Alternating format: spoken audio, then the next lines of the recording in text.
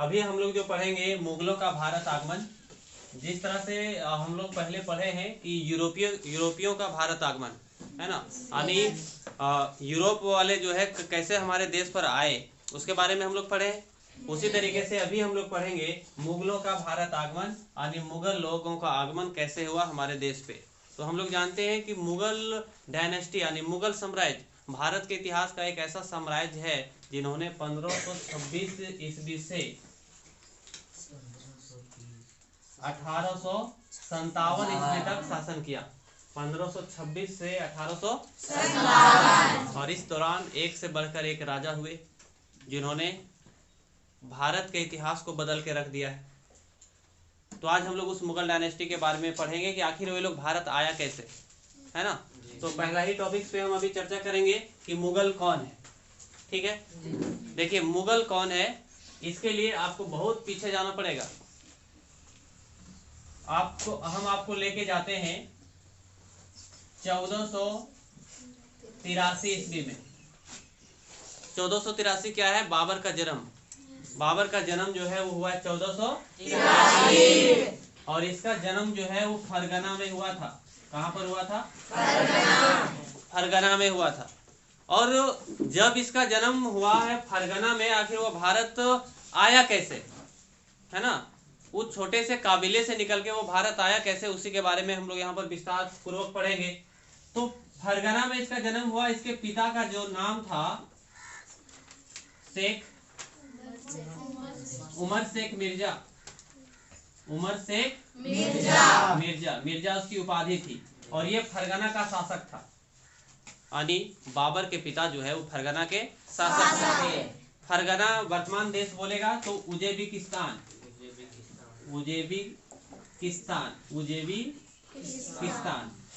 इस देश में बाबर का जन्म हुआ है। और इसके पिताजी मात्र एक मामूली सा छोटा सा साम्राज्य उसका था जिसका नाम था समरकंद। समरकंद के शासक थे बाबर के पिता। बाबर के पिता कहाँ के शासक थे? समरकंद। उस पूरे क्षेत्र को फरगना कहा जाता था, लेकिन समरकंद उसका पैतृक घर था, पैतृक आवास था, जहाँ पर उनका शासन चलता था उनके पिता का। उनके माता का नाम जो है कल बताए थे, माता का नाम क्या था? कुतलुग नागर खाना। कुतलुग नागर खाना, ये उसके माता का नाम था। अब मुगल, आखिर इसका नाम मुगल क्यों पड़ा? तो इनके पिताजी जो थे वो तुर्क थे, तुर्क समुदाय के थे। बाबर के जो पिता जो थे वो तुर्क समुदाय के थे, और इनकी माता जो थी वो मंगोल समुदाय की, मंगोल समुदाय का।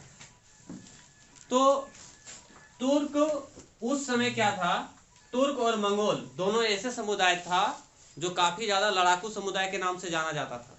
जैसे भारत में लड़ाकू समुदाय जो था राजपूत था, क्षत्रिय था, वीर योद्धा हुए और वही लोग युद्ध करता था भारत में। उसी तरीके से मध्य एशिया में जो है दो लड़ाकू समुदाय था, एक तुर्क समुदाय और दूसरा मंगोल समुदाय। ये दोनों, इनके पापा जो थे वो तुर्क के थे और उनके मम्मी जो थी वो मंगोली थी। मंगोल यानी कि मंगोलिया, ठीक ना। वो मंगोलिया, जो मंगोल का नाम सुना होगा ना, चंगेज खां, है ना, वो एक मंगोली थे। उसी के वंशज की थी कुतलुग नागर खाना। तो बाबर का जब जन्म हुआ तो दोनों का लक्षण पाया गया उसमें, है ना। तो और खतरनाक होगा नहीं, वो और खतरनाक हो जाएगा ना जब दो खतरनाक लोगों, मम्मी और पापा दोनों खतरनाक समुदाय का। अब उसका बेटा जब जन्म लेगा तो दोनों का गुण पाया जाएगा तो और खतरनाक होगा, है ना। 1483 ईस्वी में जब इसका जन्म हुआ तो बहुत ही अल्प आयु में इसका पिता की मृत्यु हो गई। उस समय इसकी मात्र उम्र जो है 11 वर्ष था। जब इसकी उम्र 11 वर्ष थी तो इसके पिता की मृत्यु हो गई 1494 ईस्वी में। 1494। तो ट्रेडिशनल क्या चलता है कि राजा का बेटा राजा बनेगा।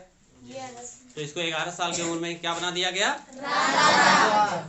अब वहां के लोगों को लगा कि ये 2 कौड़ी का लड़का है ना, जिसका दूध का दांत नहीं टूटा है, अब वो क्या बन गया? राजा। तो वहाँ के जो उनके जो सेनापति थे, उनके पिताजी के जो सेनापति थे, या फिर फरगना के जो कुलीन वर्ग के जो लोग थे, उन्होंने इसको विरोध किया। और 96 ईस्वी में बाबर को 1496 ईस्वी में बाबर को क्या करना पड़ा, अपना समरकंद, अपना पैतृक राज्य को छोड़ करके भागना पड़ा 1496 में। और वह भाग करके फारस पहुंचा। कहाँ पहुंचा?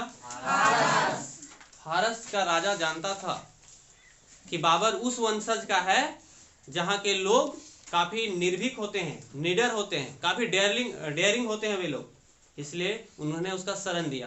तो बाबर को शरण दिया था फारस का शासक। अब उन्होंने जब उसको जब शरण दिया तो एक शर्त रखा कि आप मेरे लिए काम करोगे और अफगानिस्तान की राजधानी जो थी काबुल, है ना, उसको जीत करके तुम दोगे। उन्होंने वो तैयार हो गया और उन्होंने अफगानिस्तान को जीत करके दिया किसको? लेकिन बाबर को एक ही चीज खटक रही थी, वो ये कि जहां पर उसका पिता शासक था वहां से उसको भगा दिया गया था और पुनः उसको वह जीतने का प्रयास कर रहा था। बहुत सारे उन्होंने प्रयास किए उसको जीतने का, लेकिन अभी तक वह सफल नहीं हो पा रहा। लेकिन कहा जाता है कि जब आप किसी भी चीज को बहुत शिद्दत से चाहते हैं, बहुत मन से चाहते हैं, और वो चीज आपको यदि नहीं मिल रहा है, संघर्ष करने के बावजूद भी नहीं मिल रहा है, तो आपका अनुभव और धीरे धीरे बढ़ता है। आप किन गलतियों की वजह से उसको नहीं प्राप्त कर पा रहे हैं, वो धीरे धीरे आप क्या होते हैं, सीखते हैं। इसलिए हम लोगों को संघर्ष करते रहना चाहिए, चाहे हार हो या जीत होगा तो बहुत अच्छी बात है, और हार भी हो जाएगा तो अपने आप में तो एक्सपीरियंस बढ़ेगा ही बढ़ेगा। ठीक ना? तो इन्होंने हार नहीं मानी और हमेशा जो है प्रयास करते रहा। लेकिन शायद कुदरत का यानी कुदरत या फिर प्राकृतिक ने बाबर को समरकंद के लिए बनाया ही नहीं था, यानी उसके नसीब में वो समरकंद था ही नहीं। इतना युद्ध करने के बावजूद भी उसको नहीं मिला। एक बार 1507 ईस्वी में कुछ ज्योतिष लोगों ने बोला कि आप मिर्जा की उपाधि छोड़ करके बादशाह की उपाधि धारण कीजिए, है ना। तो उन्होंने 1507 ईस्वी में बादशाह की उपाधि धारण किया। कब धारण किया? 1507 ईस्वी में उन्होंने बादशाह की उपाधि धारण किया। तो प्रश्न आता है, सबसे पहला शासक जिन्होंने बादशाह का उपाधि धारण किया वो कौन है? बाबर। अभी भी देखा कि भैया चलो छोड़ दिए हम मिर्जा की उपाधि, और बादशाह की उपाधि धारण करने के बाद फिर समरकंद पर प्रयास उन्होंने किया, लेकिन फिर से वो असफल रहा।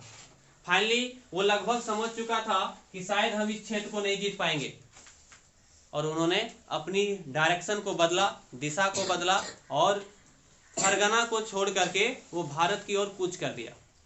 भारत की ओर उन्होंने आया। ठीक, उन्होंने भारत की ओर सबसे पहले कब आया?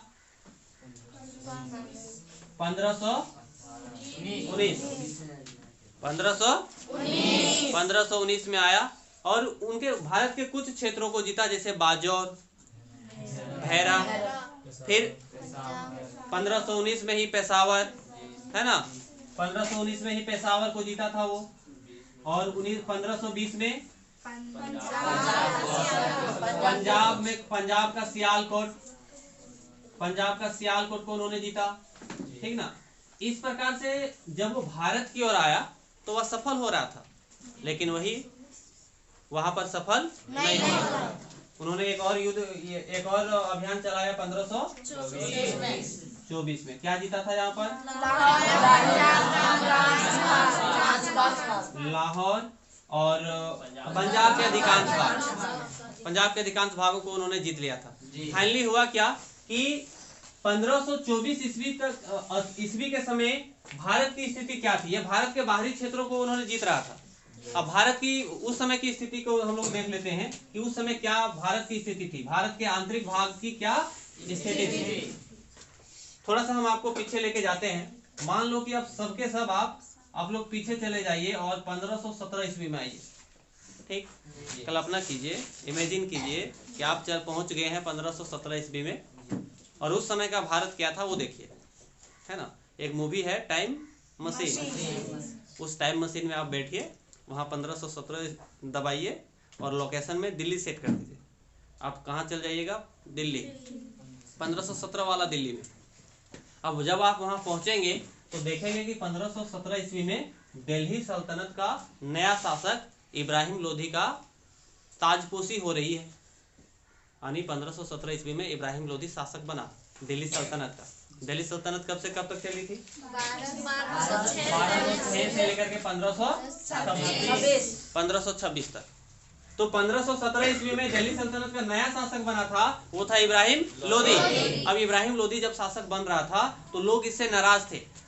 अब सोचो कि आप दिल्ली दरबार में चल गए, ठीक, वहां पर उसकी ताजपोशी हो रही, तो बहुत सारे लोग बोलते होंगे, उसकी जयकारा लगाते होंगे इब्राहिम लोदी का। लेकिन साथ ही साथ उन्होंने सारे अफगान सरदारों को बुलाया था अपनी ताजपोशी में। उस में क्या हो रहा था कि बहुत सारे अफगान सरदार जो है एक दूसरे के सामने कानाफूसी कर रहे थे। कानाफूसी समझते हैं? हाँ, कानाफूसी कर रहे थे और ये बोल रहे थे कि हमें इसे अपना शासक मानना नहीं, ठीक। अब उसके घर में ही विभेद हो गया, उसका अपना अफगान सरदार ही उसके विरोध में चला गया। बहुत सारे अफगान सरदार जो है डिक्लेयर कर दिया फ्रीडम, आज़ादी को उन्होंने घोषित कर दिया कि हम जो है इब्राहिम लोदी के साथ में नहीं रहेंगे। गुस्से में इब्राहिम लोदी ने क्या किया, उन सारे अफगान सरदारों को हटा दिया और उसके जगह पर नए अफगान सरदारों को नियुक्त कर दिया। इससे उनके पुराने अफगान सरदार जो थे वो परेशान थे। तो हम 1517 की घटना क्यों बता रहे हैं? क्योंकि उस समय भारत की स्थिति, मतलब समझा रहे हैं कि उस समय भारत की स्थिति खराब थी। कोई बड़ा राजा जो है दिल्ली में कब्जा नहीं किया हुआ था। दूसरी ओर कौन था? राणा सांगा था। राणा सांगा जो है एक राजपूत राजा था जो मेवाड़ पर शासन करता था। ये थोड़ा स्ट्रॉन्ग था। और उसी समय विजयनगर साम्राज्य था दक्षिण भारत में। कौन सा साम्राज्य? विजयनगर साम्राज्य था। तो भारत की स्थिति यही थी 1517 ईस्वी में, या फिर जब बाबर भारत की ओर आ रहा था उस समय भारत की स्थिति ये है कि मध्य भारत में राजपूतों का शासन चल रहा था, राणा सांगा था, और दक्षिण भारत में विजयनगर साम्राज्य था। बाकी का जो शेष भारत का क्षेत्र बचा उसमें दिल्ली सल्तनत का शासन चल रहा था। लेकिन मुख्य बिंदु यहाँ पर क्या था कि वो भारत आखिर आया क्यों, भारत वो कैसे आया। तो हम लोग यहाँ पर चर्चा पहले कर दिए थे मुगल कौन था। तो मुगल जो है तुर्क और मंगोली था, ठीक। बाबर का प्रारंभिक जीवन हम बता दिए कि उसका जन्म जो है 1483 ईस्वी में हुआ। वो कब शासक बना ये सब क्लियर है। उसके माता पिता हम बता दिए हैं। अब बाबर द्वारा भारत का आक्रमण, यहाँ पर भी हम लोग चर्चा किए कि उन्होंने पहला आक्रमण 1519 उन्होंने बाजौर और भेरा को जीता। फिर 1519 में ही पेशावर को जीता। 1520 में पंजाब के सियालकोट को जीता और 1524 में अब क्या है, स्थिति ये बन गई है कि भारत में कोई मजबूत शासक नहीं है और ये प्यासा है या फिर भूखा है राजा बनने का। एक बड़ा सपना था इसका, बड़ा ड्रीम था इसका, जिसको फरगना में ये पूरा कर नहीं पाया। तो ये महत्वाकांक्षी राजा था। इन्होंने क्या किया, वेट में था कि हमको कब मौका मिले और भारत के दिल्ली में हम आक्रमण करें।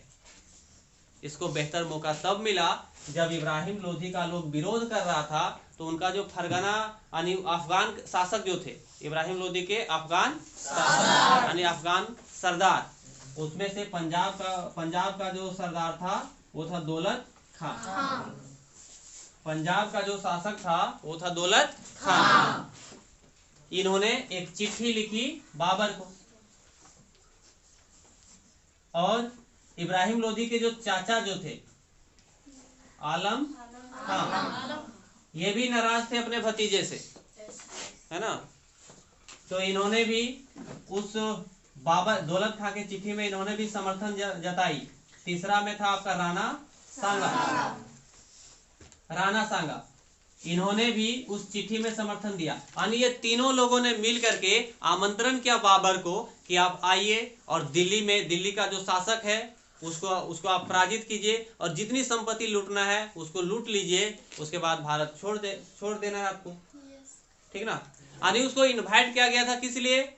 सिर्फ और सिर्फ इब्राहिम लोधी को हराकर यहाँ जो कुछ संपदा मिलेगा उसको लूट करके ले जाने के लिए। अब जब उन्होंने स्टडी किया होगा कि इब्राहिम लोधी कौन है ना, युद्ध करने जा रहा है तो उसके बारे में पूरा स्टडी करेगा, उसका क्या वीक जोन है और क्या उसका स्ट्रॉन्ग जोन है। तो बाबर ने पाया कि यदि दौलत खां आलम खां, राणा सांगा जैसे लोग हमको सपोर्ट करेंगे तो उनको हराना बहुत ही आसान है। और इस तरह से वो भारत के आंतरिक भागों में पहला आक्रमण, देखो क्वेश्चन यहाँ दो तरीके से करेगा।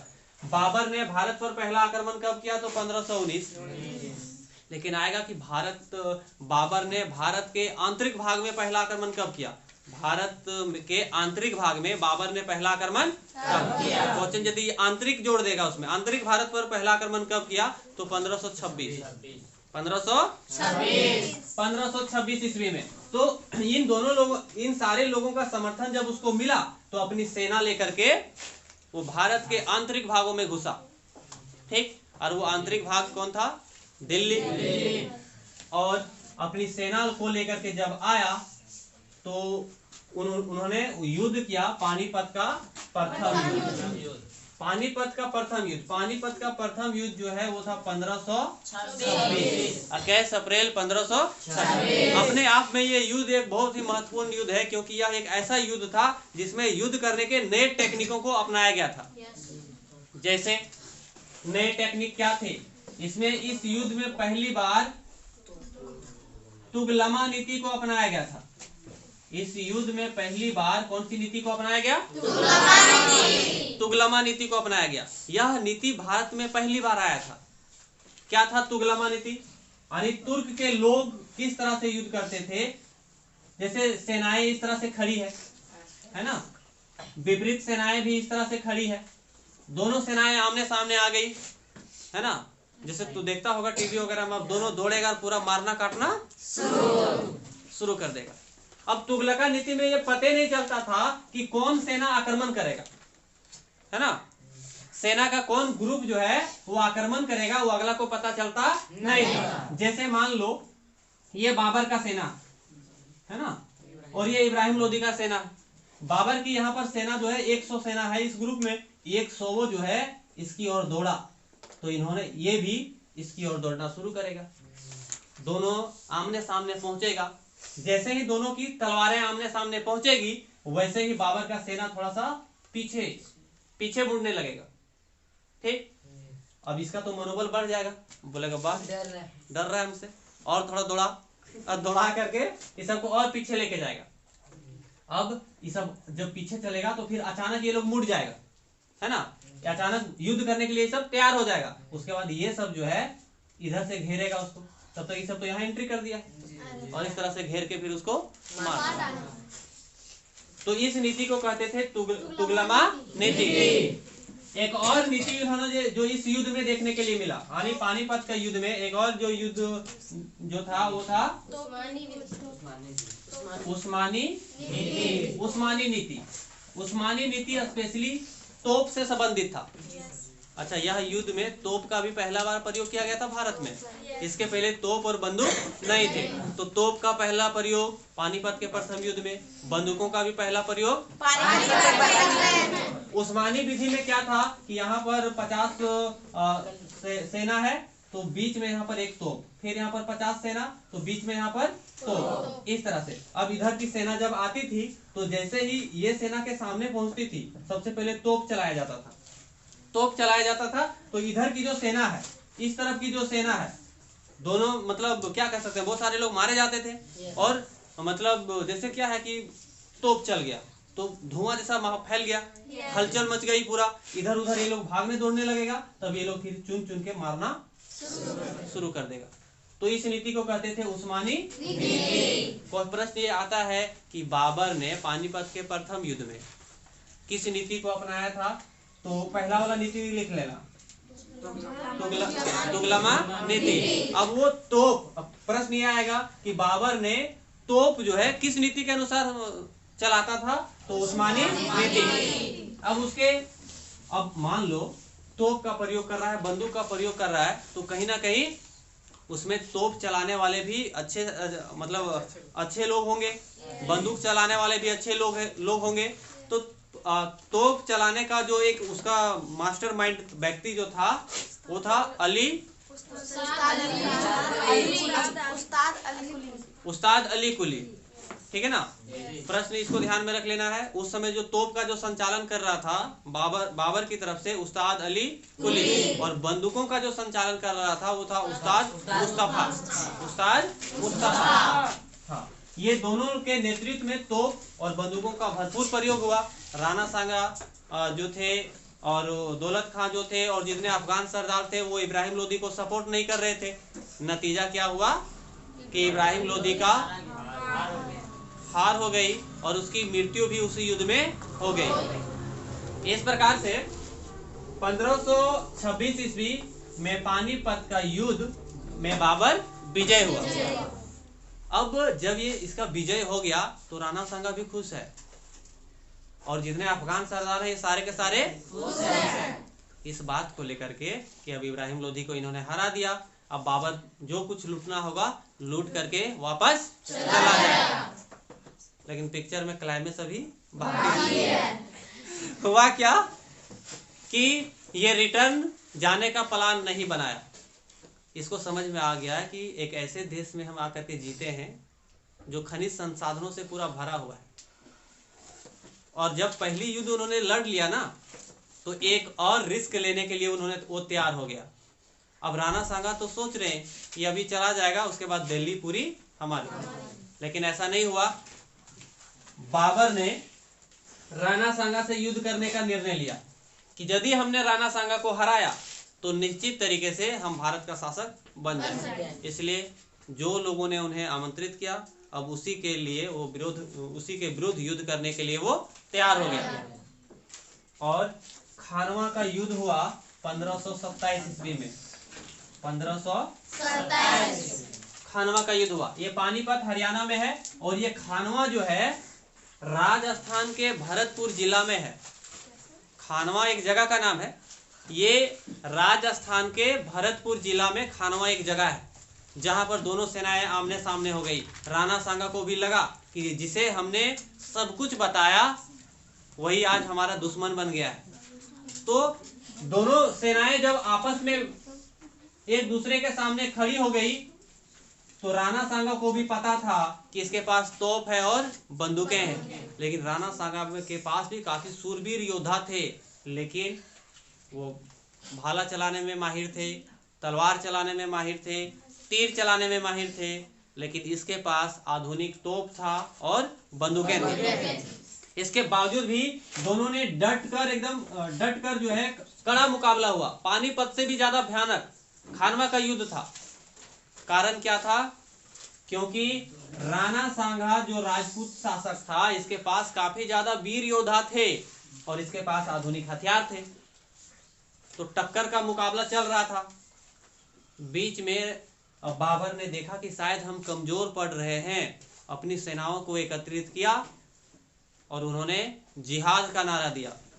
क्या नारा दिया? जिहाद। क्योंकि वो मुस्लिम शासक था और मुस्लिम शासक और या फिर मुसलमान लोग जिहाद के लिए कुछ भी करता है, यानी उसे एक धर्म युद्ध बताया। जिहाद मतलब धर्म युद्ध। बोला कि यदि आज हम लोग राजपूतों को हराते हैं तो एक साम्राज्य तो मिलेगा ही, साथ ही साथ हमारे धर्म का भी प्रचार प्रसार होगा और अपनी धर्म का प्रचार प्रसार करना हम लोगों का दायित्व बनता है। और ये मुसलमानों को उन्होंने खूब क्या कह सकते हैं उकसाया, उनके अंदर जोश भरा और अपने अंदर उसके बाबर भी बहुत क्रूर व्यक्ति था, है ना।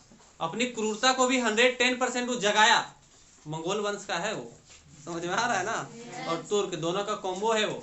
तो अपना खतरनाक रोल वहां पे उन्होंने अदा किया और अपने सैनिकों के अंदर जब उन्होंने जिहाद का नारा दिया तो ये पूरी की पूरी सैनिक जो है इस पर टूट पड़ी राणा सांगा पर, और तोप और बंदूकों के अधिक प्रयोग होने के वजह से इसमें भी राणा सांगा क्या हो जाता है? अब इस खानवा के युद्ध में चूंकि वो धर्म युद्ध बताया था तो यहाँ पर उन्होंने गाजी की उपाधि धारण की। कौन सी उपाधि? गाजी की उपाधि धारण की। गाजी का मतलब होता है फकीरों को मारने वाला। और वे लोग बहुत सारे राजपूत राजाओं का, राजपूत सैनिकों का सर काट काट करके ढेर बना दिया था। सारी लिमिटेशन को क्रॉस कर दिया था। क्रूरता तरीके से उन्होंने उसको मारा था। फाइनली क्या हुआ? गाजी का उपाधि ध्यान में रख लेना, उसको मिला खानवा के युद्ध में। और पानीपत के युद्ध में जो पॉइंट छूट गया था उसको मिला था कलंदर की उपाधि। पानीपत में उसको मिला था कलंदर की उपाधि थी। तो हम लोग 2 युद्ध यहाँ पर देख लिए। अब क्या है कि खानवा का युद्ध जीतने के बाद अब कोई नहीं था टक्कर में, बाबर के आमने सामने भी अब कोई नहीं था। चूंकि अब क्लियर हो गया था कि जो मुख्य राजा था इब्राहिम लोदी वो मारा गया है, राणा सांगा दूसरा मजबूत शासक था वो भी पराजित हो गया है, वो मारा नहीं गया था, वो क्या हो गया था, पराजित हो गया था। तो रास्ता लगभग क्लियर। जिस तरह से अंग्रेज लोग 1757 के युद्ध के बाद, प्लासी के युद्ध के बाद बक्सर का युद्ध जब किया तो लगभग क्लियर हो गया कि अंग्रेज अब यहाँ पे रूल करेगा। उसी तरीके से मुगल डायनेस्टी में पहला युद्ध 1526 और दूसरा 1527। 1527 का युद्ध ये क्लियर कर दिया कि यहाँ पर अब मुगल डायनेस्टी ही रहेगा। ठीक, लेकिन अभी इसके जीवन में कुछ और युद्ध बचे हुए थे। कुछ और राजपूत शासक जो था वो एकजुट हुआ और उन्होंने एक और युद्ध किया, जिसको कहा जाता है चंदेरी का युद्ध। यह चंदेरी जो है मध्य प्रदेश में है, भोपाल के निकट। चंदेरी जो है मध्य प्रदेश में भोपाल के निकट है। वहां पर एक राजपूत शासक था जिसका नाम था मेदिनी राय। ये मेदिनी राय अन्य राजपूत शासकों को उन्होंने एकत्रित किया और इससे युद्ध करने का निर्णय लिया। हार मानने वालों में से राजपूत नहीं था, अंतिम सांस तक इन्होंने युद्ध किया और इसमें भी उन्होंने जिहाद का नारा दिया। चंदेरी का युद्ध जो 1528 ईस्वी में जो हुआ था, इसमें भी उन्होंने क्या नारा दिया, जिहाद का नारा दिया। और यहाँ पर तो उन्होंने और भी क्रूर तरीके से युद्ध किया, सारे लोगों को क्रूरता तरीके से मारने के साथ साथ उनके जितने सारे साम्राज्य मतलब राजपूतों के जितने सारे इलाके थे आग लगा दिए गए, है ना। महिलाओं को पकड़ करके सैनिकों को दे दिया गया। मेदिनी राय की दो पुत्री थी, उसको पकड़ करके हुमायूं और उनका एक और बेटा अकरम था बाबर का, है ना, उसको दे दिया गया। मतलब हर लिमिटेशन को उन्होंने क्रॉस कर दिया। एकदम क्रूर शासक था वो बाबर, है ना। तो इस युद्ध में भी राजपूतों की हार हुई, यानी मेदिनी राय का जो समूह जो था इसमें क्या हुई, उसका भी हार हुआ। तो चंदेरी का युद्ध 1528 ईस्वी में। अब 1528 ईस्वी में चंदेरी का युद्ध। इसका एक और युद्ध जो था बाबर का वो था घाघर का युद्ध। घाघर का युद्ध में क्या हुआ था कि इब्राहिम लोधी का जो हत्या हुआ था युद्ध में, पानीपत के प्रथम युद्ध में, तो उसका जो भाई था महमूद लोधी